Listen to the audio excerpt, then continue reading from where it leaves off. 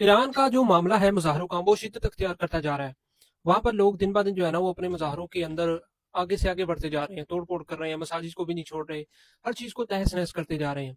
तो जब वहाँ की हुकूमत एक्शन लेने की कोशिश कर रही है, तो ट्रंप की तरफ से बयान आता है कि तुमने अपने इन एहतजाज करने वाले लोगों को कुछ भी नहीं कहना, इन पर कोई हमला नहीं करना, इनको किसी भी तरह का नुकसान नहीं पहुँचाना। अगर तुम लोगों ने ऐसा किया, तो फिर मुझे मजबूरन तुम पर कार्रवाई करनी पड़ेगी, तुम पर हमला करना पड़ेगा।